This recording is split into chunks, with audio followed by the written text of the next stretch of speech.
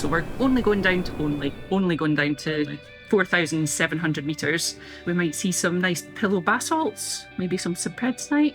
So the first dive of leg 4 of the Nova-Canton Trough expedition, we did a dive on the median ridge inside the fracture zone. What causes this big ridge? Yeah, so it's part of the sort of formation of the whole sort of trough, and it could just be that it's volcanic, so the area of volcanism sort of changed a little bit, but it could be, that these are exhumed sort of mantle rocks as well, which is where we might see sort of some serpentinite, but we don't really know.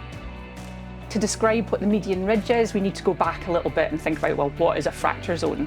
So areas where new crust is formed at a mid-ocean ridge are offset by features called transform faults, and it's the extension of these active faults that are these fracture zones.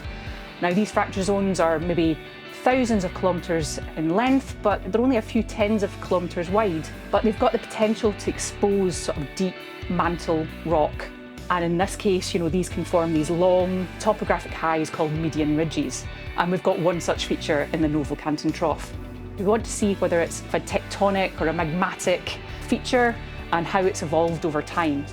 Is it going to be like a slope, or is it going to be, you think it might be quite rugged? And I think it'll be quite rugged. Yeah. I think it'll be some interesting flying for you, Tim. Cool. Yeah.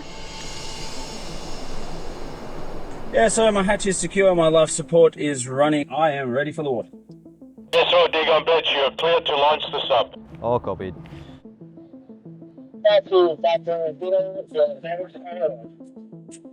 Dex wash.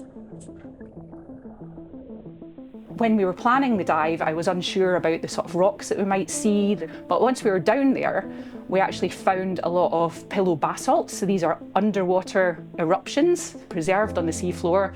We also found lots of polymetallic nodules as well in these water depths and on this ridge. So that's starting to sort of help us piece together the evolution, not just of the median ridge, but of the whole fracture zone itself. These deep geological features act as oceanic gateways, helping to transport deep water masses around our global oceans. And that's got implications in terms of global climate change and regulation of Earth's climate. But also at a sort of more local level, we want to make sure that we're bringing some of that data to the island nations that we're working with so that they can make informed decisions about management of their oceanic realm, whether that's from conservation, geohazard assessment, or fisheries. At the moment, we're operating partly within the Republic of Kiribati waters, and they can use this information locally